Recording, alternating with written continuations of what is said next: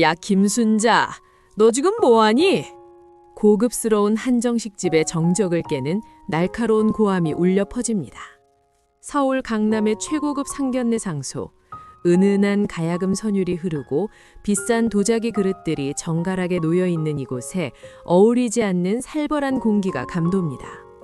소리의 주인공은 예비 시어머니 최미희입니다. 머리부터 발끝까지 명품으로 치장한 그녀는 방금 자신의 물잔을 테이블에 탁 소리 나게 내려놓았습니다. 미희의 눈은 맞은편에 앉은 예비 사돈 김순자를 향해 경멸하듯 고정되어 있습니다. 순자는 낡은 코트에 화장기 없는 얼굴로 조용히 고개를 숙이고 있습니다. 미희가 쏘아붙입니다. 여기 물 비었잖아. 넌 눈치가 없니? 예전 버릇 어디 가겠어? 그 말에 신랑 준우와 신부 지은의 얼굴이 사색이 됩니다. 어머니, 지금 그게 무슨 말씀이세요? 준우가 당황하여 말려보지만 미희는 콧방귀를 낍니다. 왜? 틀린 말 했니? 쟤네 엄마 우리 집에서 걸레질하고 밥하던 식모였어. 내가 시키면 네 아가씨 하고 기어다니던 애라고. 미희는 손가락으로 빈 물잔을 까딱거립니다. 어서 가서 물 떠와. 주전자 저기 있네. 하던 가락이 있으니 잘할 거 아니야? 사돈에게, 그것도 양가 식구가 다 모인 상견례라리에서 물시중을 들라니요. 이건 명백한 인격 모독이자 갑질의 끝판왕입니다. 순자의 손이 미세하게 떨립니다. 하지만 순자는 화를 내는 대신 습관처럼 자리에서 일어납니다. 30년 전 미희네 집에서 식모살이 하던 시절 몸에 밴 복종의 기억이 순자의 무릎을 펴게 만든 것입니다. 주인이 부르면 달려가야 했던 그 시절의 본능. 순자가 물 주전자를 향해 손을 뻗습니다. 탁! 그때 누군가 순자의 손목을 낚아챕니다. 순자의 딸 지은입니다. 지은의 눈빛이 분노로 활활 타오릅니다. 지은은 엄마의 손을 꼭 잡고 미희를 무섭게 노려봅니다. 지금 우리 엄마한테 뭐라고 하셨어요? 물 떠오라고? 식모라고? 사돈어른, 말씀 가려하세요. 저 이 결혼 못합니다. 상견례장은 순식간에 살 얼음판이 됩니다. 미희는 기가 막히다는 듯 헛웃음을 짓고 순자는 어쩔 줄 몰라 딸을 말립니다. 도대체 이 두 집안에는 무슨 악연이 있는 걸까요? 시어머니는 왜 사돈을 하녀 취급하며 순자는 왜 그 수모를 참고만 있는 걸까요? 두 여자의 엇갈린 운명, 그 질긴 악연의 고리는 3개월 전 지은의 폭탄 선언으로부터 시작되었습니다.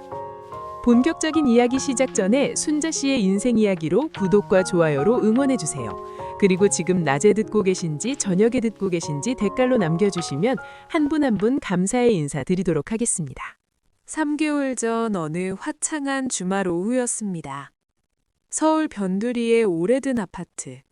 순자는 주방에서 콩나물을 다듬고 있었습니다.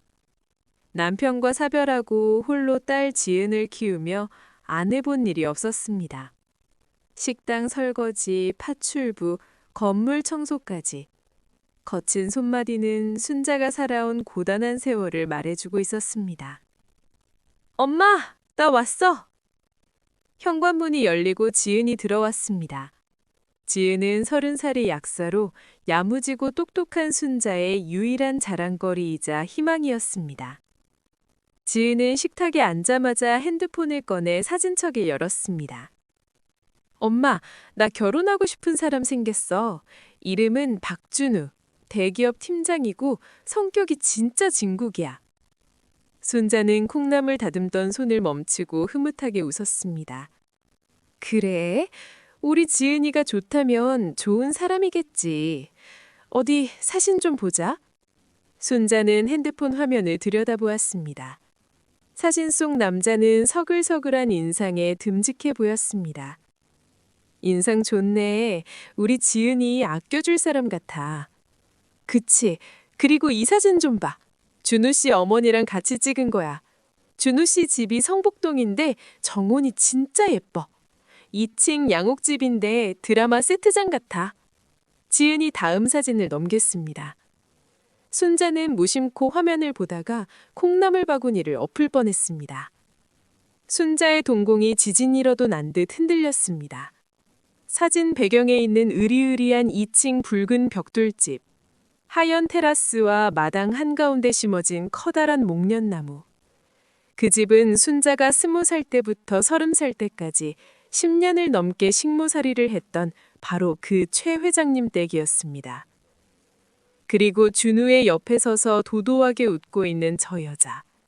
화려한 보석으로 치장하고 턱을 치켜든 채 세상에 내려다보는 듯한 저 여자는 바로 회장님의 철없는 외동딸 최미희였습니다.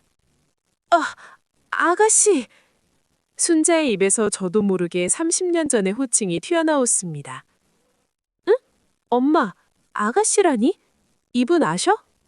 순자는 소스라치게 놀라며 고개를 저었습니다. 아니야. 그냥 어디서 많이 본 것 같아서. 순자의 심장이 미친 듯이 쿵쾅거렸습니다. 식은땀이 등줄기를 타고 내렸습니다. 하필이면 미희라니. 하필이면 그 집 아들이라니. 세상이 넓다지만 어떻게 이런 우연이 있을 수 있단 말입니까? 30년 전 그 집에서 쫓겨나다시피 나왔던 기억이 주마등처럼 스쳐 지나갔습니다. 미희는 순자를 같은 사람으로 취급하지 않았습니다. 그녀에게 순자는 말하는 인형 혹은 감정 없는 기계일 뿐이었습니다. 그때의 모멸감과 상처가 아직도 가슴 깊은 곳에 흉터처럼 남아 욱신거렸습니다. 그런 여자를 시어머니로 모셔야 한다니. 내 귀한 딸 지은이가 그 집에 며느리로 들어가서 내가 당했던 그 서름을 똑같이 당해야 한다니. 절대 있을 수 없는 일이었습니다. 지은아, 이 결혼 다시 생각해보면 안 되겠니? 지은은 왜 한 듯 물었습니다. 왜? 준우 씨가 마음에 안 들어? 아니, 그게 아니라 그냥 집안 차이도 너무 많이 나고 부잣집 시집살이가 얼마나 고된 줄 아니? 순자는 차막 네 시어머니 될 사람이 나를 식모 부리듯 했던 여자다 라는 말을 할 수가 없었습니다. 엄마가 식모였다는 사실이 딸의 앞길에 흠이 될까봐, 그리고 딸의 자존심이 다칠까봐 두려웠기 때문입니다. 지혜는 엄마의 손을 꼭 잡으며 웃었습니다. 엄마, 걱정하지 마. 요즘이 어떤 세상인데 시집살이야. 그리고 준우 씨가 중견에서 잘한대. 어머니도 겉보기에만 깐깐하시지 속은 여리신 분 같아. 지은의 해맑은 표정을 보자 순자는 말문이 막혔습니다. 아니다, 지은아. 그 여자는 겉도 속도 표독스러운 여자야. 네가 몰라서 그래. 순자는 속으로만 삼키며 깊은 한숨을 내쉬었습니다. 피하고 싶었던 과거가 가장 사랑하는 딸의 미래를 가로막고 서 있었습니다. 그날 밤 순자는 한숨도 잘 수 없었습니다. 눈을 감으면 30년 전 그 집의 풍경이 생생하게 떠올랐습니다. 22살, 꽃다운 나이에 가난 때문에 식모살이를 시작했던 순자. 주인집 딸 미희는 순자보다 고작 2살 어렸지만 하늘과 땅 차이였습니다. 어느 겨울날이었습니다. 미희가 친구들을 불러 파티를 한다며 순자에게 음식을 준비시키던 날이었습니다. 순자는 하루 종일 찬물에 손을 담그고 재료를 손질했습니다. 갈비찜, 잡채, 전, 상다리가 부러지게 차려냈습니다. 하지만 미희는 친구들 앞에서 순자를 불렀습니다. 야, 김순자, 너 이리 와봐. 순자가 앞치마에 손을 닦으며 쭈뼛거리며 다가갔습니다. 네, 아가씨, 뭐 필요한 거 있으세요? 미희는 친구들 앞에서 보란 듯이 접시를 바닥에 던졌습니다. 챙그랑! 접시가 깨지고 음식이 사방으로 튀었습니다. 이게 뭐야? 갈비찜에서 냄새 나잖아. 너 손 안 씻고 요리했니? 아우, 더러워. 미희가 코를 막으며 인상을 찌푸렸습니다. 친구들이 킥킥거리며 웃었습니다. 어머, 미희야, 니네 집 식모 수준이 왜 이래? 교육 좀 시켜야겠다. 순자는 얼굴이 화끈거려 쥐구멍에라도 숨고 싶었습니다. 죄송합니다, 아가씨. 다시 해오겠습니다. 순자가 바닥에 흩어진 음식을 치우려 하자 미희가 발로 순자의 손을 툭 쳤습니다. 치우지 마. 그냥 둬. 냄새나니까 저리 꺼져. 그뿐만이 아니었습니다. 미희는 자신의 실크 블라우스를 손빨래하라며 던져주곤 했습니다. 이거 50만 원짜리야. 올 하나라도 나가면 네 월급에서 깐다. 알았어? 순자는 밤새도록 차가운 욕실 바닥에 쪼그리고 앉아 손이 부르트도록 빨래를 해야 했습니다. 혹시라도 옷감이 상할까봐 숨조차 크게 쉬지 못했습니다. 그렇게 10년을 살았습니다. 미희의 짜증바지가 되어 감정 쓰레기통이 되어 살았습니다. 그 지옥 같은 시간 속에서 유일하게 순자를 사람 대접해 주셨던 분들은 최 회장님 내외뿐이었습니다. 하지만 그분들은 이제 세상에 안 계십니다. 그 집에는 오직 독만 남은 미희만이 주인 행세를 하고 있는 것입니다. 순자는 이불을 뒤집어 쓰고 몸서리를 쳤습니다. 순자의 눈에서 뜨거운 눈물이 흘러내려 대게를 적셨습니다. 과거의 망령이 현재의 행복을 집어삼키려 하고 있었습니다. 지은이 준우의 집에 인사를 드리러 가기로 한 날 아침입니다. 순자는 새벽 4시부터 일어나 부엌에서 분주하게 움직였습니다. 도마 위에는 물기를 꽉 짠 두부와 숙주나물, 그리고 잘 익은 김치가 수북하게 쌓여 있었습니다.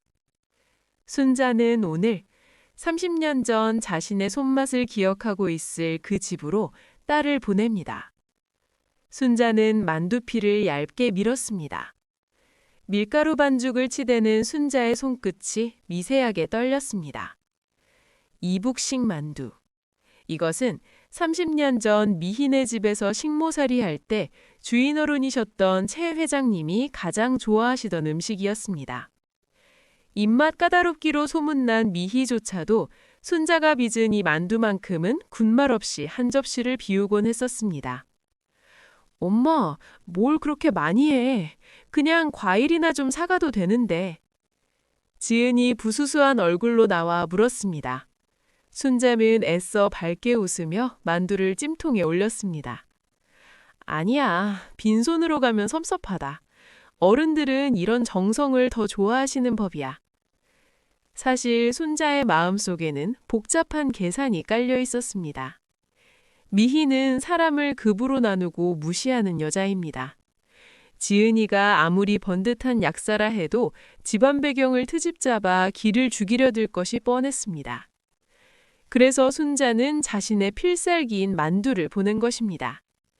이 맛을 기억한다면 혹시라도 옛정을 생각해서라도 내 딸을 조금은 부드럽게 대해주지 않을까 하는 지푸라기라도 잡는 심정이었습니다.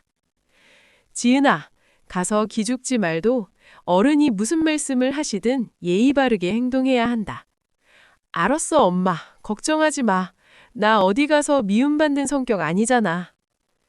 지은은 순자가 싸준 보자기를 소중하게 품에 안고 집을 나섰습니다. 순자는 베란다 창문을 열고 멀어지는 딸의 뒷모습을 하염없이 바라보았습니다. 성북동 그 높은 담벼락 안으로 딸을 밀어놓은 것만 같아 가슴이 조마조마했습니다. 부디 아가씨가 철이 좀 들었기를, 내 딸에게 상처 주지 않기를. 순자는 두 손을 모아 간절히 기도했습니다. 하지만 그 기도가 무색하게도 성북동 저택에는 이미 먹구름이 잔뜩 드리워져 있었습니다. 성북동 2층 양옥집. 지은은 준우의 손을 잡고 긴장된 표정으로 현관에 들어섰습니다. 화려한 샹델리에와 윤기가 흐르는 대리석 바닥. 마치 드라마 세트장 같은 집안 풍경에 지은은 저도 모르게 위축되었습니다. 거실 소파에는 미희가 다리를 꼬고 앉아 있었습니다. 화려한 실크 블라우스에 진주 목걸이를 한 미희는 지은이 들어와도 눈길 한번 주지 않고 찻잔만 만지작거렸습니다. 다녀왔습니다, 어머니. 지은 씨 왔어요. 준우가 밝게 말했지만 미희는 건조하게 대꾸했습니다. 그래? 거기 앉아라. 지은이 허리를 숙여 정중하게 인사했습니다. 처음 뵙겠습니다, 어머니. 이지은이라고 합니다. 미희는 그제야 고개를 들어 지은을 훑어보았습니다. 머리끝부터 발끝까지 마치 물건의 값을 매기듯 차가운 시선이었습니다. 그래, 약사라고 했니? 집은 어디고? 강북구 수유동에 살고 있습니다. 수유동? 부모님은 뭐 하시고? 아버지는 일찍 돌아가셨고요. 어머니는 청소 관련 사업을 하십니다. 미희의 입가에 비릿한 미소가 스쳤습니다. 청소 사업? 말이 좋아 사업이지 팝출부나 청소부겠지. 수준 뻔하네. 미희는 대놓고 실망한 기색을 드러냈습니다. 그래, 뭐 준우가 하도 좋다고 난리를 쳐서 보긴 한다만 솔직히 내 성에는 안 차는구나. 우리 집안이랑 격이 맞아야지. 지은의 얼굴이 화끈거렸습니다. 면전에서 대놓고 무시를 당하니 참담했지만 준우를 봐서 꾹 참았습니다. 지은은 분위기를 바꾸려 손자가 싸준 보자기를 테이블 위에 올렸습니다. 저 어머니, 이거 저희 엄마가 직접 만드신 거예요. 어머님이 이북 음식을 좋아하신다고 들었어요. 지은이 보자기를 풀고 뚜껑을 열었습니다. 모락모락 김이 피어오르는 큼지막한 이북식 만두. 숙주와 두부를 듬뿍 넣고 김치를 씻어 넣어 담백하게 빚어낸 모양새. 그 순간 미희의 동공이 지진난 듯 흔들렸습니다. 코끝을 스치는 익숙한 냄새. 이것은 시중에서 파는 만두가 아니었습니다. 30년 전 자신의 집 부엌에서 식모 순자가 쭈그리고 앉아 빚던 바로 그 만두였습니다. 미희는 훌린 듯 젓가락을 들어 만두를 집었습니다. 한 입 베어 물을 순간 입안 가득 퍼지는 맛. 기억 속에 박제되어 있던 그 맛과 한치의 오차도 없이 똑같았습니다. 미희는 젓가락을 탁 내려놓았습니다. 그녀의 손이 파르르 떨리기 시작했습니다. 예, 내 어머니? 너희 엄마 이름이 뭐니? 지은은 영문을 몰라 눈을 깜빡였습니다. 김자, 순자, 자 쓰십니다. 김순자. 김순자라고? 미희가 자리에서 벌떡 일어났습니다. 그녀의 얼굴이 하얗게 질리더니 이내 경악과 분노로 일그러졌습니다. 설마 눈 밑에 점 있고 키 조그만 그 여자? 네, 맞는데요. 저희 어머니를 아세요? 지은의 대답이 떨어지기가 무섭게 미희가 지은의 앞에 놓인 만두 접시를 손으로 쳐냈습니다. 와장창! 접시가 바닥에 떨어져 박살이 나고 정성스레 빚은 만두가 카펫 위로 흉하게 굴러갔습니다. 어머니, 이게 무슨 짓이에요? 준우가 기겁하며 소리쳤습니다. 미희는 삿대질을 하며 악을 썼습니다. 나가! 당장 나가! 어디서 감히 식모딸 주제에 우리 집 문지방을 넘어! 네? 식모라니요? 니네 엄마 30년 전에 우리 집에서 밥하고 빨래하던 식모 김순자야. 내 속옷 빨고 내 발 씻겨주던 그 하녀였다고. 미희의 입에서 나온 말은 비수보다 날카로웠습니다. 세상에, 어떻게 이런 일! 근본 없는 집안인 줄 알았지만 하필이면 우리 집 식모딸이라니. 내가 눈에 흙이 들어가도 이 결혼 못 시킨다. 당장 내 집에서 꺼져! 지은은 멍하니 서 있었습니다. 엄마가 고생했다는 건 알았지만 이 집에서 식모살이를 했다니요. 그리고 식모였다는 이유 하나만으로 자신까지 이렇게 벌레 취급을 당해야 한다는 사실에 숨이 턱 막혔습니다. 지은은 바닥에 뒹구는 만두를 보았습니다. 엄마가 새벽부터 정성껏 빚은 만두가 쓰레기처럼 버려져 있었습니다. 그것은 엄마의 마음이었고 지은의 자존심이었습니다. 말씀 가려서 해주세요. 지은이 입술을 깨물며 말했습니다. 저희 엄마가 남의 집 일 해주신 게 죄는 아니잖아요. 정직하게 일해서 저 키우셨습니다. 뭐라고? 요게 어디서 눈을 동그랗게 뜨고 대들어. 천한 피는 못 속인다더니 바락바락 대드는 꼴 좀 봐라. 미희는 경멸 어린 눈빛으로 지은을 쏘아보았습니다. 준우야, 뭐하니? 당장 내쫓아. 내 눈앞에 식모 냄새 풍기지 말고 치우란 말이야. 준우가 어쩔 줄 몰라 하며 지은의 팔을 잡았습니다. 지은아, 일단 나가자. 내가 나중에 설명할게. 하지만 지은은 준우의 손을 뿌리쳤습니다. 그녀의 눈에 눈물이 그렁그렁했지만 결코 흘리지는 않았습니다. 아니요, 제 발로 나가겠습니다. 지은은 바닥에 떨어진 보자기를 집어들었습니다. 그리고 미희를 똑바로 쳐다보았습니다. 사모님, 오늘 하신 행동 후회하게 되실 겁니다. 사람 위에 사람 없고 사람 밑에 사람 없습니다. 지은은 뒤도 돌아보지 않고 현관을 나섰습니다. 등 뒤에서 미희의 고함이 들려왔지만 지은은 귀를 막았습니다. 성북동의 높은 담벼락이 지은을 비웃는 것 같았습니다. 지은은 어머니에게 잔알거려다 멈추었습니다. 이 사실을 알면 어머니가 얼마나 무너질지 알기 때문입니다. 지은은 입술을 깨물며 다짐했습니다. 이 수모, 절대 잊지 않을 거다고. 한편 집에서 지은을 기다리던 순자는 왠지 모를 불안감에 안절부절 못했습니다. 가슴이 두근거리고 손에 일이 잡히지 않았습니다. 별일 없어야 할 텐데 미희 그 여자가 내 딸을 알아볼 리가 없지. 순자는 애써 불안을 잠재우려 옛날 사진첩을 꺼냈습니다. 먼지 쌓인 앨범 속 빛바랜 사진 한 장. 젊은 시절의 순자가 최 회장님 내외분과 함께 찍은 사진이었습니다. 사진 속 최 회장님은 넉넉한 웃음을 짓고 계셨고 사모님은 순자의 어깨에 다정하게 손을 올리고 있었습니다.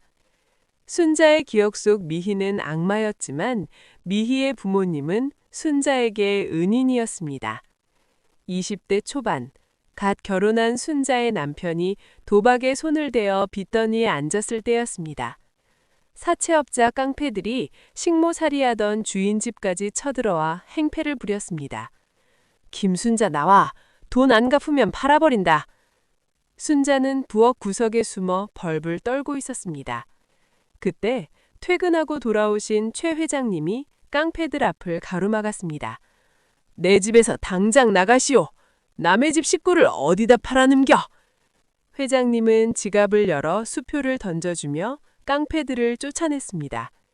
그리고 주저앉아 우는 순자를 일으켜 세워주셨습니다.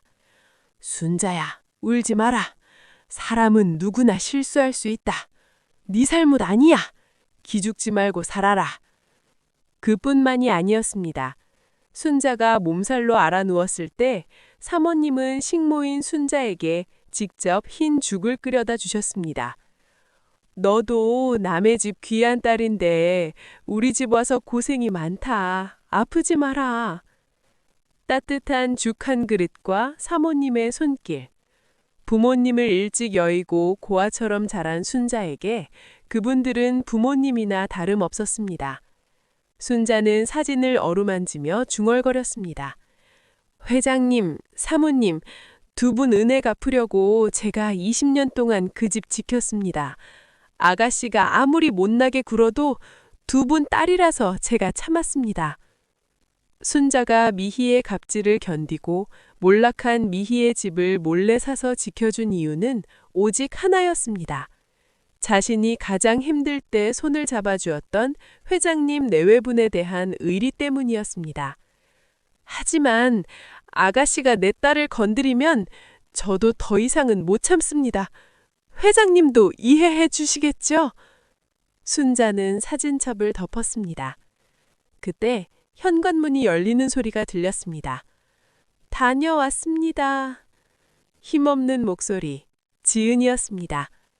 순자가 현관으로 달려나갔습니다. 지은의 손에는 흙투성이가 된 빈 보자기가 들려 있었습니다. 지은의 눈은 퉁퉁 부어 있었고 옷매무새는 흐트러져 있었습니다. 지은아, 무슨 일이야? 왜 이래? 지은은 엄마를 보자마자 참았던 눈물을 왈칵 쏟아냈습니다. 하지만 지은은 엄마에게 상처를 주지 않으려 입을 꾹 다물었습니다. 아니야, 오다가 넘어졌어. 만두는 맛있게 드셨대. 거짓말이었습니다. 순자는 빈 보자기를 낚아채 냄새를 맡았습니다. 만두 냄새 대신 흙냄새와 묘한 비린내가 났습니다. 그것은 30년 전 자신이 미희에게 당했을 때 느꼈던 모멸감의 냄새였습니다. 순자는 직감했습니다. 미희가 알았구나. 그리고 내 딸에게 몹쓸 짓을 했구나. 순자의 가슴 속에서 뜨거운 것이 치밀어 올랐습니다. 은혜는 은혜고 자식은 자식이었습니다. 지은이 쫓겨나간 뒤 성북동 저택의 거실에는 살벌한 침묵만이 감돌았습니다. 바닥에는 깨진 접시 조각과 으깨진 만두소가 어지럽게 널려 있었습니다. 준우는 주먹을 꽉 쥔 채 씩씩거리며 서 있었고 미희는 아무 일 없었다는 듯 찻잔을 다시 들었습니다. 치워라. 냄새난다. 미희가 가사도우미를 부르려 하자 준우가 버럭 소리를 질렀습니다. 치우지 마세요. 준우의 고함에 미희가 놀라 찻잔을 떨어뜨릴 뻔했습니다. 너 지금 엄마한테 소리 지른 거냐? 준우는 떨리는 손으로 바닥에 떨어진 만두 하나를 집어들었습니다. 흙과 먼지가 묻은 지은의 어머니가 새벽부터 정성껏 빚었을 그 만두였습니다. 어머니, 정말 실망입니다. 어떻게 사람을 이렇게 짓밟으십니까? 준우의 눈에서 굵은 눈물이 뚝뚝 떨어졌습니다. 지은이 어머니가 식모였던 게 그게 그렇게 죽을 죄입니까?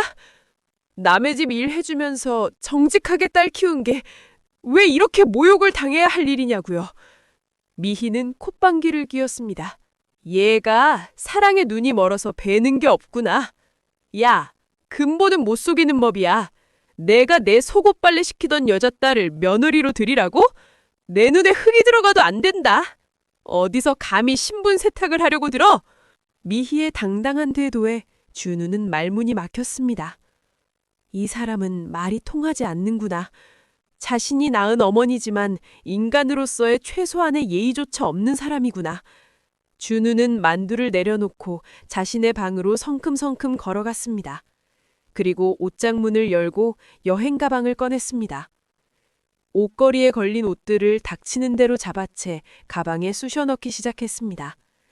뒤따라 들어온 미희가 기겁하며 준우의 팔을 잡았습니다. 너 지금 뭐 하는 짓이야? 어딜 가려고? 준우는 미희의 손을 뿌리쳤습니다. 나갈 겁니다. 저 이제 어머니 아들 안 합니다. 뭐? 이 불효막심한 놈! 그깟 기집애 때문에 애미를 버려? 네가 제정신이야? 미희가 악을 썼습니다. 천한 건 그분들이 아니라 사람을 돈과 신분으로 차별하는 어머니의 그 마음입니다. 준우는 마지막으로 미희를 쏘아보았습니다. 어머니가 지은이한테 사과하기 전까지 저 집이 안 들어옵니다. 그리고 다시는 지은이나 그 어머니 찾아가서 행패 부리지 마세요. 그땐 정말 저 죽는 꼴 보시게 될 겁니다. 준우는 지갑에서 신용카드를 꺼내 미희의 화장대 위에 던졌습니다. 어머니가 주신 거 다 놓고 갑니다. 준우는 가방을 들고 현관을 나섰습니다. 야, 박준우! 너 나가면 한 푼도 못 받을 줄 알아. 카드 정지시킬 거야. 당장 안 들어와! 미희의 절규가 등 뒤에서 들려왔지만 준우는 뒤도 돌아보지 않았습니다. 육중한 대문이 쾅 닫히는 소리와 함께 준우는 자신이 자란 성북동의 석을 스스로 걸어 나왔습니다. 그 시각 집으로 돌아온 지은은 방문을 걸어 잠그고 이불 속에 파묻혀 있었습니다. 눈물이 마르지 않았습니다. 준우가 밉지는 않았습니다. 그 상황에서 자신을 감싸주려 했던 준우의 마음을 알기에 더 가슴이 아팠습니다. 하지만 미희가 내뱉었던 말들이 비수처럼 가슴에 박혀 빠지지 않았습니다. 식모 김순자, 내 속옷 빨던 여자. 지은은 핸드폰을 켰습니다. 부재중 전화 수십 통, 모두 준우였습니다. 그리고 장문에 문자가 와 있었습니다. 지은아, 정말 미안해. 내가 어머니 대신 사과할게. 나 집 나왔어. 이제 어머니 안 보고 살 거야. 우리 둘만 생각하자. 제발 연락 좀 받아줘. 지은은 문자를 보며 또다시 울음을 터뜨렸습니다. 준우가 집을 나왔다는 사실이 지은을 더 괴롭혔습니다. 자신 때문에 모자가 연을 끊었다는 죄책감. 그리고 준우와 결혼하게 되면 평생 미희의 그 경멸 어린 눈빛을 견뎌야 한다는 공포감. 지은은 도저히 감당할 자신이 없었습니다. 지은은 눈물을 닦고 준우에게 답장을 보냈습니다. 준우 씨, 미안해요. 나 자신이 없어요. 우리 헤어져요. 더 이상 찾아오지 마세요. 전송 버튼을 누르는 손가락이 바들바들 떨렸습니다. 사랑해서 헤어진다는 말이 이런 건가 봅니다. 엄마를 지키기 위해서, 그리고 준우를 불효자로 만들지 않기 위해서 지은은 자신의 사랑을 포기하기로 했습니다. 지은은 방문을 열고 거실로 나갔습니다. 순자가 퉁퉁 부은 눈으로 소파에 앉아 있었습니다. 엄마도 이미 눈치챘을 것입니다. 빈 보자기의 의미를. 엄마! 지은이 순자의 품에 안겼습니다. 순자는 아무 말 없이 딸의 등을 토닥였습니다. 지은아, 엄마가 미안해. 엄마가 못나서, 엄마가 식모였어서 너한테 이런 꼴을 당하게 했구나. 지은은 고개를 세차게 저었습니다. 아니야, 엄마. 엄마가 왜 미안해. 나쁜 건 그 아줌마야. 엄마는 세상에서 제일 훌륭한 엄마야. 두 모녀는 서로를 끌어안고 한참을 울었습니다. 그날 밤 지은은 열이 팔팔 끓어올랐습니다. 마음의 상처가 몸으로 터져 나온 것이었습니다. 엄마, 준우 씨 보고 싶어. 근데 안 돼. 우리 엄마 무시당하면 안 돼. 열에 들떠 헛소리를 하는 딸을 보며 순자는 뜬 눈으로 밤을 새웠습니다. 그리고 굳게 다짐했습니다. 최미희, 감히 내 딸을 이렇게 만들어? 내가 가만두지 않겠다. 다음 날부터 준우는 매일 지은의 아파트 앞을 찾아왔습니다. 비가 오나 눈이 오나 퇴근하면 바로 달려와 화단에 쪼그리고 앉아 있었습니다. 경비 아저씨가 쫓아내도 요지부동이었습니다. 지은아, 잠깐만 나와봐. 얘기 좀 해. 준우의 애절한 외침이 창문 너머로 들려왔지만 지은은 귀를 막고 이불 속으로 숨었습니다. 사흘째 되던 날 저녁, 순자가 쓰레기를 버리러 나갔다가 화단에 앉아있는 준우를 발견했습니다. 며칠 새 반쪽이 된 얼굴, 덥수룩한 수염. 대기업 팀장의 번듯한 모습은 온데간데 없고 노숙자나 다름없는 몰골이었습니다. 순자는 한숨을 내쉬며 준우에게 다가갔습니다. 자네, 여기서 뭐 하는 건가? 준우가 벌떡 일어났습니다. 어머니, 지은이는요? 지은이 좀 보게 해주세요. 제발요. 돌아가게. 지은이 자네 안 본다네. 몸도 마음도 많이 상했어. 어머니, 제가 잘못했습니다. 저희 어머니가 하신 짓, 제가 평생 갚겠습니다. 저 집 나왔습니다. 어머니랑 연 끊고 살 겁니다. 지은이만 있으면 됩니다. 준우가 순자 앞에 무릎을 꿇고 울었습니다. 진심이었습니다. 제 부모를 버리면서까지 사랑을 택하겠다는 그 무모한 용기가 순자의 마음을 흔들었습니다. 하지만 순자는 냉정해져야 했습니다. 이대로 결혼한다면 준우는 평생 어머니를 버렸다는 죄책감에 시달릴 것이고 지은이는 그 틈바구니에서 시들어갈 것이 뻔했습니다. 도망치는 결혼은 결코 행복할 수 없었습니다. 순자는 준우를 일으켜 세웠습니다. 일어나게. 자네 마음은 알겠네. 하지만 이건 자네가 해결할 수 있는 문제가 아니야. 어머니, 내일 내가 자네 어머니를 좀 만나봐야겠네. 준우가 깜짝 놀랐습니다. 네? 어머니를요? 안 됩니다. 또 무슨 험한 꼴을 당하시려고. 아니, 피한다고 해결될 일이 아니야. 내가 단판을 지어야겠어. 결자해지라고 했지. 묶은 사람이 풀어야 하는 법이야. 순자의 눈빛이 서늘하게 빛났습니다. 자네는 돌아가서 쉬게. 내일이면 모든 게 결정 날 거야. 순자는 준우를 억지로 돌려보내고 집으로 들어왔습니다. 그리고 옷장 문을 열었습니다. 평소 입던 헐렁한 바지와 티셔츠가 아닌 옷장 깊숙한 곳에 걸려있던 검은색 정장을 꺼냈습니다. 크림맘 대표로서 중요한 계약을 하러 갈 때만 입던 옷이었습니다. 내일은 단순한 만남이 아닙니다. 40년 묵은 악연을 끊어내고 내 딸의 자존심을 되찾아오기 위한 전쟁터로 나가는 것입니다. 아가씨, 아니 최미애 여사. 기다리세요. 당신이 무시했던 그 식모가 당신의 목줄을 쥐고 있다는 걸 알려드리러 갑니다. 순자는 핸드폰을 들어 김서방 부동산에 문자를 남겼습니다. 김 사장님, 내일 오전 중에 성북동 집 관련 서류 준비해 주세요. 제가 직접 갑니다. 순자는 잠든 지은의 머리카락을 쓸어 넘겨 주었습니다. 지은아, 엄마 믿지? 엄마가 다 해결하고 올게. 너는 그냥 행복하기만 해. 창밖에는 비가 내리기 시작했습니다. 내일 아침 성북동 언덕 위에서 벌어질 두 여자의 살벌한 대면을 예고하듯 천둥 소리가 멀리서 울려 퍼졌습니다. 다음 날 아침 순자는 약속대로 성북동 저택을 찾았습니다.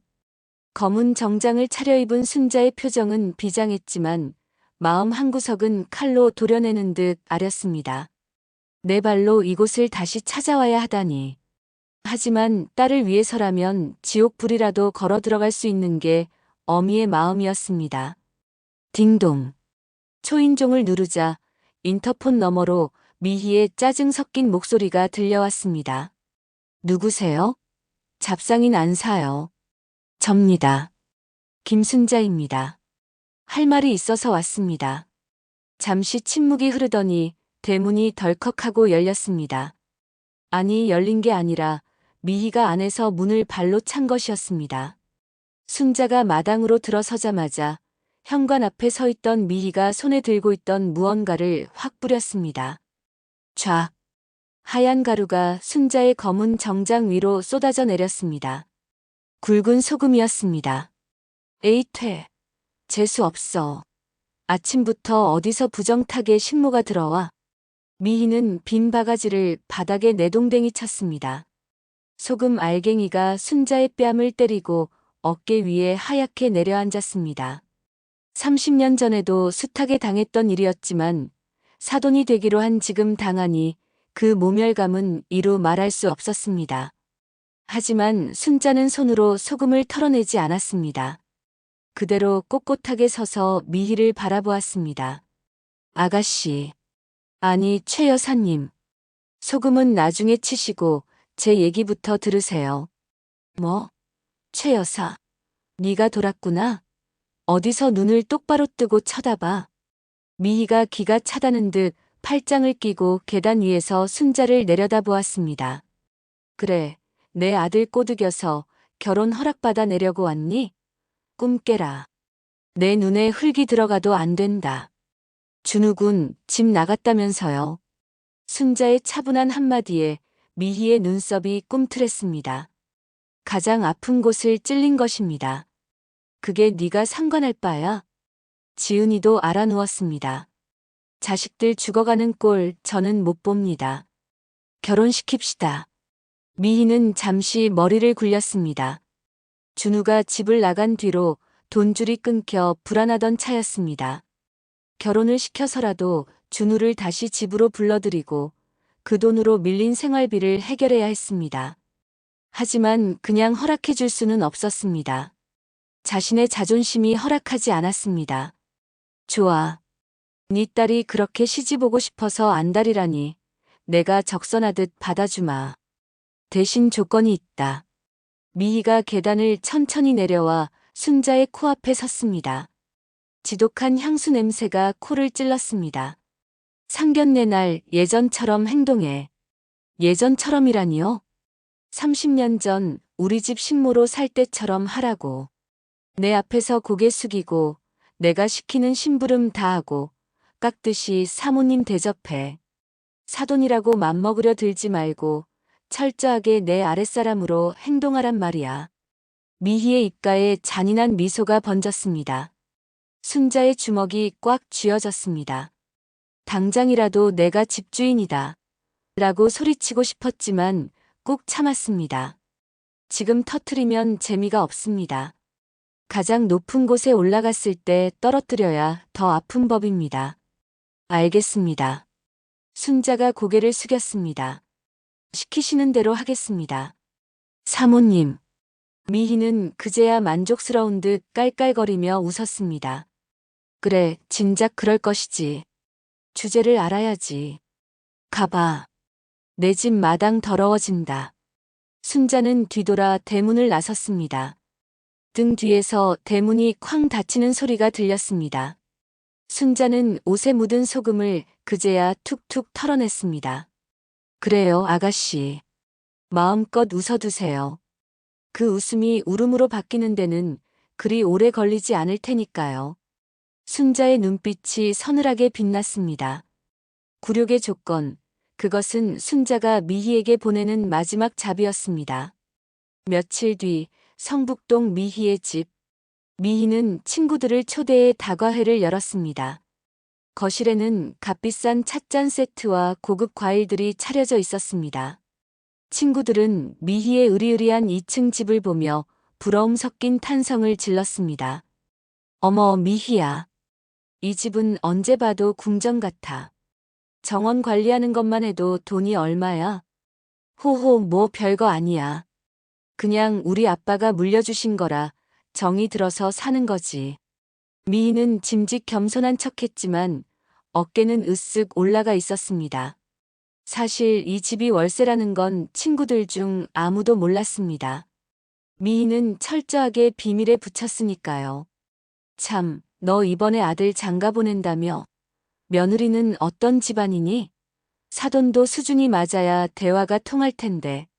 친구가 묻자 미희는 표정을 싹 바꾸며 거만하게 말했습니다. 아휴, 말도 마. 애가 하도 좋다고 해서 받아주긴 하는데 수준 차이가 너무 나서 골치 아파. 그냥 내가 데리고 살면서 가르쳐야지 뭐. 역시 미희 넌 마음이 넓다니까. 그때 거실 전화벨이 울렸습니다. 부동산이었습니다. 미희는 친구들 앞에서 여유롭게 전화를 받았습니다. 네, 김 사장님. 웬일이세요? 아, 재계약 건 때문에요? 알아서 처리해 주시면 되는데 굳이 전화를. 하지만 수학이 넘어 김 사장의 말은 미희의 얼굴을 사색으로 만들기에 충분했습니다. 사모님, 이번엔 자동 연장이 안 됩니다. 집주인분께서 조건을 변경하셨습니다. 조건이라뇨? 보증금을 5천만 원에서 5억 원으로 올리겠답니다. 월세도 30만 원이 아니라 500만 원이고요. 주변 시세대로 받으시겠답니다. 뭐라고요? 5억? 미희는 저도 모르게 비명을 질렀습니다. 친구들이 놀란 눈으로 미희를 쳐다봤습니다. 미희는 황급히 입을 틀어막고 목소리를 낮췄습니다. 아니, 김 사장. 그게 무슨 말도 안 되는 소리야. 그 천사 같던 양반이 왜 갑자기. 글쎄요. 집주인분이 아주 단호하십니다. 더 이상 호의를 베풀 이유가 사라졌다고 하시던데요. 이번 달 말까지 계약금 입금 안 되면 방 빼셔야 합니다. 내용 증명 보냈으니 확인해 보세요. 뚝. 전화가 끊겼습니다. 미희는 수화기를 든 채 멍하니 서 있었습니다. 등 뒤에서 친구들이 물었습니다. 미희야, 무슨 일 있어? 얼굴이 왜 그래? 5억이라니? 무슨 돈 얘기야? 미희는 퍼뜩 정신을 차렸습니다. 여기서 들키면 안 된다. 내가 월세 산다는 걸 들키면 개망신이다. 미희는 억지로 입꼬리를 올리며 연기를 시작했습니다. 아니야. 별일 아니야. 내가 상가 건물 하나 가지고 있는데 세입자가 월세를 5억이나 밀려서 소송을 거내 만회하는 거야. 골치 아파 죽겠어, 정말. 어머 세상에. 건물주도 쉬운 게 아니구나. 친구들은 미희의 말을 철석같이 믿고 위로했습니다. 미희는 식은땀을 흘리며 차를 마시는 척했습니다. 손이 덜덜 떨려 찻잔이 달그락거렸습니다. 5억 원. 지금 당장 5억 원을 어디서 구한단 말입니까? 집에서 쫓겨나면 이 화려한 삶도 끝이었습니다. 준우. 그래, 준우 결혼시키면 축의금도 들어올 테고 며느리 혼수해오는 돈도 있을 테고. 미희는 벼랑 끝에서 지푸라기라도 잡는 심정으로 계산기를 두드렸습니다. 어떻게든 이번 상견례를 성공시켜서 결혼을 밀어붙여야 했습니다. 그리고 그 자리에서 순자를 확실하게 제압해놔야 나중에 돈 문제로 아쉬운 소리를 해도 꼼짝 못할 것이라 생각했습니다. 미희의 눈에 도끼가 서렸습니다. 자신의 생존을 위해 순자를 제물로 삼기로 한 것입니다. 상견례 당일 아침, 순자의 집에는 팽팽한 긴장감이 감돌았습니다. 지은은 예쁜 원피스를 입고도 얼굴이 어두웠습니다. 엄마, 진짜 갈 거야? 가서 또 무슨 꼴을 당하려고. 지은은 며칠 전 미희의 집에서 겪었던 수모가 떠올라 몸서리쳤습니다. 엄마가 그 여자 앞에서 고개를 숙이는 모습을 다시는 보고 싶지 않았습니다. 순자는 거울 앞에서 옷매무새를 다듬었습니다. 가장 아끼는 단정한 회색 정장. 30년 전 식모일을 그만두고 청소업체를 처음 시작할 때 입었던 전투복 같은 옷이었습니다. 지은아, 걱정 마라. 엄마가 다 생각이 있어. 오늘은 우리가 당하러 가는 게 아니라 되돌려주러 가는 거야. 순자는 안방으로 들어갔습니다. 장롱 문을 열고 이불 틈 깊숙한 곳에 숨겨두었던 낡은 가방을 꺼냈습니다. 비밀번호를 맞추고 가방을 열자 누런 서류 봉투 하나가 나왔습니다. 20년의 세월을 간직한 봉투. 순자는 봉투를 열어 내용물을 확인했습니다. 아가씨. 기회를 드렸는데 걷어차신 건 아가씨입니다. 이제 그 버릇 제가 고쳐드릴 때가 됐네요. 순자의 눈빛이 차갑게 빛났습니다. 더 이상 과거에 주눅든 식모 김순자는 없었습니다. 오만방자한 세입자를 참교육하러 가는 건물주 김순자만이 있을 뿐이었습니다. 순자는 서류 봉투를 핸드백에 넣고 거실로 나왔습니다. 가자, 지은아. 늦겠다. 엄마. 그 가방엔 뭐가 들었어? 지은이 묻자 순자는 엷게 미소 지었습니다. 아주 비싼 선물. 사부인이 보시면 깜짝 놀랄 거야. 모녀는 택시를 타고 강남의 상견례 장소로 향했습니다. 차창 밖으로 스쳐 지나가는 풍경들. 순자는 30년 전 보찜 하나 들고 상경했던 그날을 떠올렸습니다. 가진 것 하나 없이 남의 집 부엌에서 쪽잠을 자며 눈물 젖은 빵을 먹었던 세월. 그 세월이 주마등처럼 스쳐 지나갔습니다. 택시가 식당 앞에 도착했습니다. 고풍스러운 한옥 대문 앞에 준우가 마중 나와 있었습니다. 준우는 죄인처럼 고개를 숙이고 있었습니다. 오셨습니까, 어머니? 지은아, 들어가세. 자네 어머니 기다리시겠어. 순자는 준우를 지나쳐 당당하게 걸어 들어갔습니다.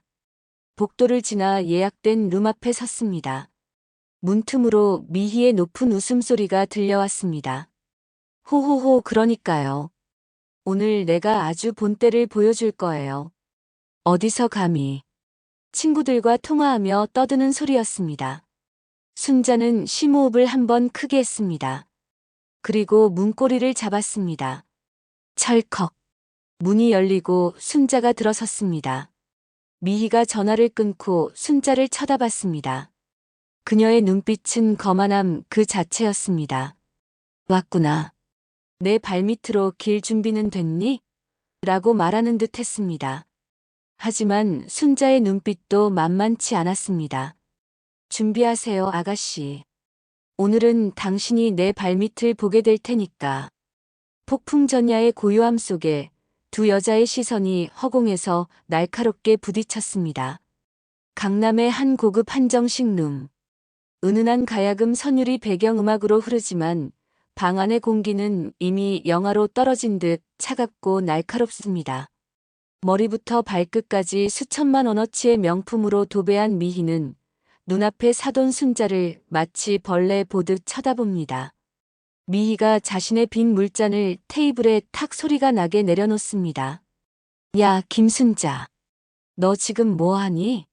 넋놓고 앉아있으라고 내가 여기 불렀어? 순자가 움찔하며 고개를 듭니다. 순자의 눈에는 30년 전 성북동 저택 주방에서 미희의 호령에 벌벌 떨던 어린 식모의 그림자가 스칩니다. 여기 물 비었잖아. 넌 눈치가 예나 지금이나 어쩜 그렇게 없니? 예전 버릇 어디 가겠어? 주인 물잔 비었으면 알아서 채워야지. 어머니, 지금 사부인 어른께 무슨 말씀을 하시는 거예요?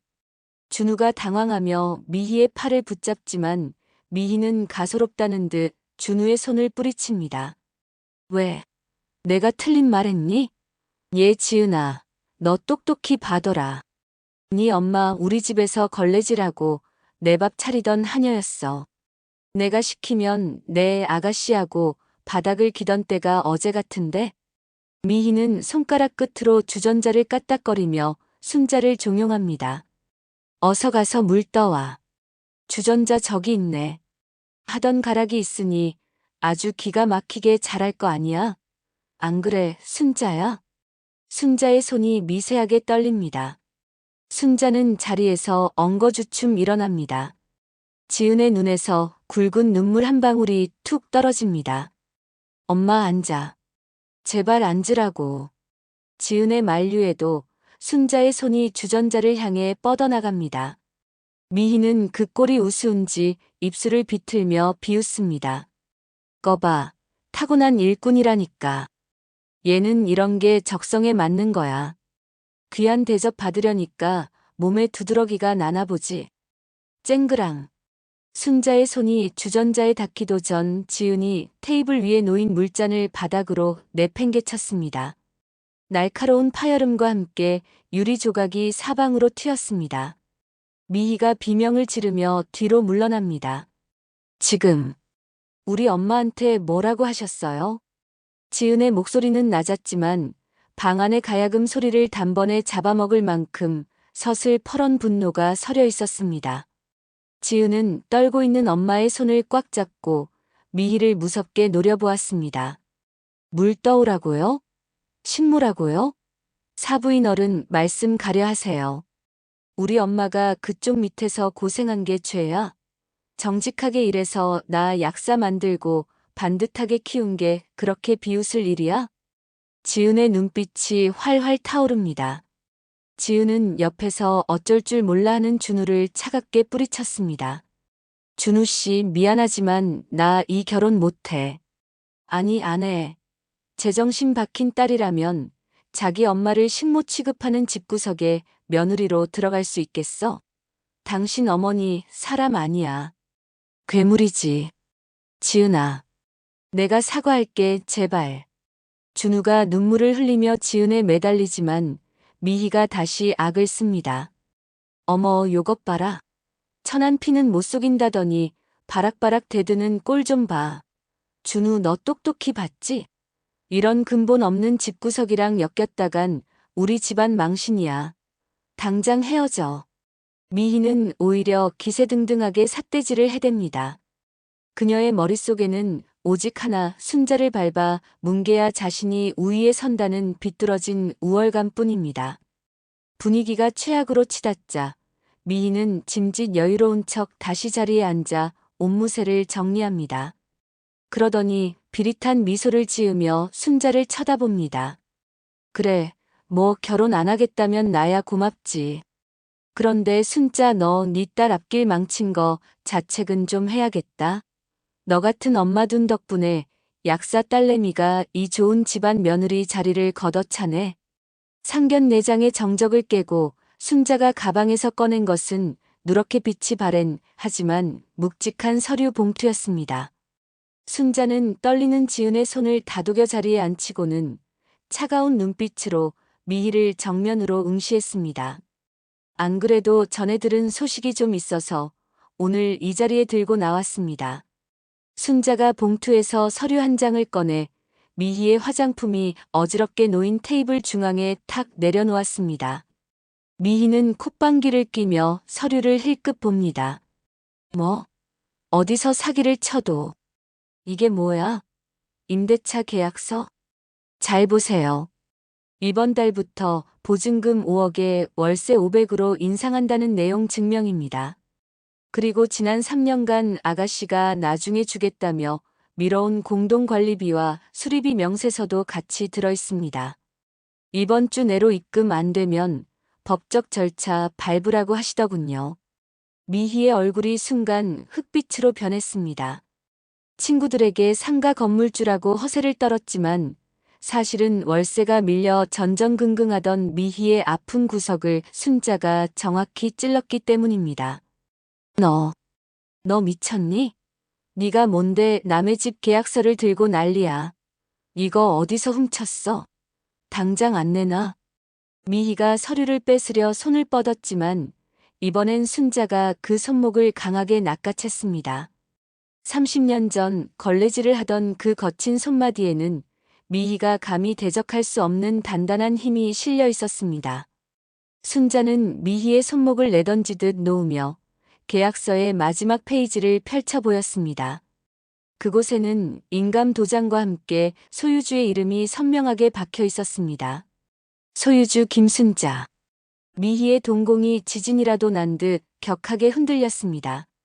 네 이름이 왜 네 이름이야? 동명이인이겠지.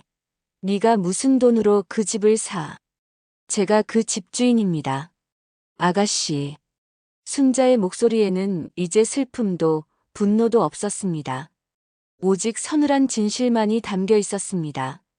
30년 전 제가 그 집에서 쫓겨나듯 나올 때 최 회장님께서 제 손에 쥐어주신 퇴직금이 제 사업의 종잣돈이었습니다. 크림맘이라는 청소업체를 세우고 피눈물 흘리며 일했어요. 그러다 회장님 돌아가시고 아가씨가 사업 말아먹어서 그 집 경매로 넘어갔을 때 제가 전 재산 털어서 그 집 낙찰받았습니다. 지은과 준우는 숨을 죽인 채 순자의 고백을 들었습니다. 미희는 충격에 입을 벌린 채 아무 말도 하지 못했습니다. 회장님과 사모님이 저를 사람 대접해 주셨던 유일한 분들이었기에 그분들이 평생을 일궈온 집이 남의 손에 넘어가는 꼴은 도저히 볼 수 없었습니다. 그래서 아가씨가 길거리에 나앉지 않게 익명으로 부동산 통해서 헐값에 살게 해드린 거예요. 언젠가는 사모님 닮은 고운 마음이 나오겠지. 언젠가는 철이 드시겠지 하면서 20년을 기다렸습니다. 순자가 눈물을 닦으며 미희를 쏘아봤습니다. 그런데 오늘 보니 제 인내가 과했네요. 은혜를 원수로 갚는 것도 모자라 제 귀한 딸까지 식모 자식이라며 짓밟으시다니요. 이제 더 이상 호의를 베풀 이유가 사라졌습니다. 말도 안 돼. 네가 어떻게 사장이 되고 건물주가 돼. 미희는 다리에 힘이 풀린 듯 주저앉았습니다. 자신이 귀인이라 칭송하며 신처럼 모셨던 존재가 사실은 자신이 하녀라 무시하며 발밑에 두었던 순자였다니. 제 딸 무시하는 사람에게 베풀 자비는 여기까지입니다.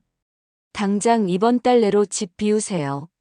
밀린 돈은 보증금에서 깔 테니 몸만 나가시면 됩니다. 순자가 자리에서 일어나 지은의 손을 잡았습니다. 그제야 상황 파악이 된 미희가 순자의 바짓가랑이를 붙잡고 늘어졌습니다. 순자 언니, 아니 사부인, 제가 잘못했어요. 제가 미쳤었나 봐요. 제발 한 번만 봐주세요. 나 그 집에서 나가면 갈 데 없어. 준우야, 너도 엄마 좀 도와줘. 하지만 준우는 싸늘하게 어머니의 손을 뿌리쳤습니다. 어머니, 정말 부끄럽습니다. 준우는 지은과 순자를 향해 깊이 고개를 숙였습니다. 어머니, 지은아. 정말 죄송합니다. 저 이분 아들로서가 아니라 한 인간으로서 평생 사죄하며 살겠습니다. 순자는 애원하는 미희를 뒤로하고 당당하게 문을 열고 나갔습니다. 상견례장 복도에는 미희의 비참한 통곡 소리만이 가득 울려 퍼졌습니다. 1년이라는 시간이 흘렀습니다.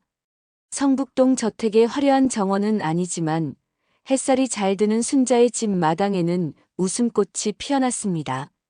준우와 지은은 순자의 축복 속에 결혼식을 올렸고 이제는 어엿한 부부가 되어 순자를 모시고 살고 있습니다. 그리고 마당 한 구석 예전의 화려한 실크 블라우스 대신 면 티셔츠와 몸빼 바지를 입은 여자가 보입니다. 바로 미희입니다.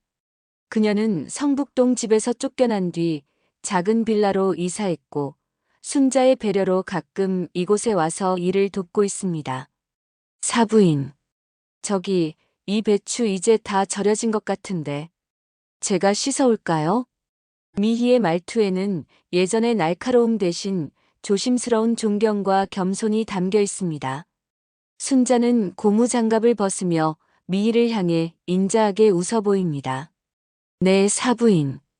깨끗하게 3번만 헹궈주세요. 아, 그리고 순자가 수도가로 향하는 미희의 등을 보며 짐짓 장난스럽게 덧붙입니다. 일하시느라 목마르실 텐데 들어가서 시원한 보리차 좀 떠오세요. 제 것도 한 잔 부탁드리고요. 미희는 잠시 멈칫하더니 이내 환하게 웃으며 대답합니다. 네, 사부인. 얼른 시원하게 얼음 띄워서 대령할게요. 수도가에서 물이 콸콸 쏟아지는 소리와 함께 4사람의 웃음소리가 마당 가득 퍼집니다. 30년 전의 비극적인 악연은 그렇게 따뜻한 가족이라는 이름으로